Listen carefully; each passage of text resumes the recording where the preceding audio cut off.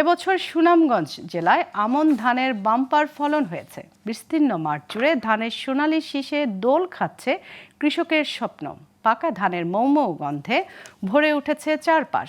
ধান কাটা, মাড়াই ও শুকানোর কাজে ব্যস্ত সময় পার করছেন কৃষানীরা।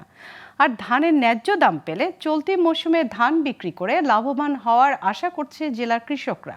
সুনামগঞ্জ থেকে মিজানুর রহমানের পাঠানো তথ্য ও চিত্রে ডেস্ক রিপোর্ট।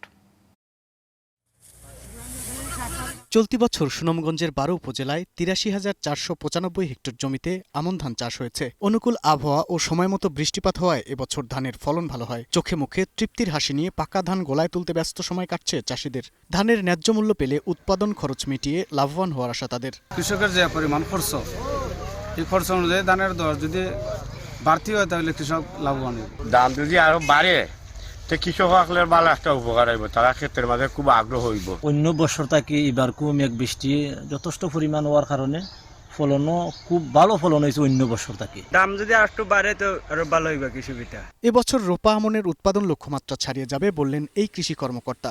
নতুন নতুন ধানের জাত ও সুষম মাত্রায় সার ব্যবহারের কারণে আমনের ফলন ভালো হয়েছে বলেও জানান তিনি। সুনামগঞ্জ জেলার বিভিন্ন উপজেলার ৮০ ভাগ রোপা ধান কর্তন হয়েছে। আগামী 10 দিনের মধ্যে 100 ভাগ ধান কর্তন হবে বলে আমরা আশা করছি। নতুন নতুন জাত আবাদ করার ফলে এবং সুষম মাত্রায় সার ব্যবহারের ফলে এবছর সুনামগঞ্জ জেলায় রোপা আমনের বাম্পার ফলন হয়েছে। আমাদের লক্ষ্যমাত্রা ছিল 2,14,960 মেট্রিক টন চাল। আমরা আশা করছি আমাদের লক্ষ্যমাত্রার চেয়ে 2,000 মেট্রিক টন চাল বেশি পাওয়া যাবে। সুনামগঞ্জে ধানের ব্যাপক ফলনের প্রেক্ষিতে এখন ন্যায্য মূল্য পাওয়াই মূল দাবি, জানান হাজারো কৃষক। Global television news desk.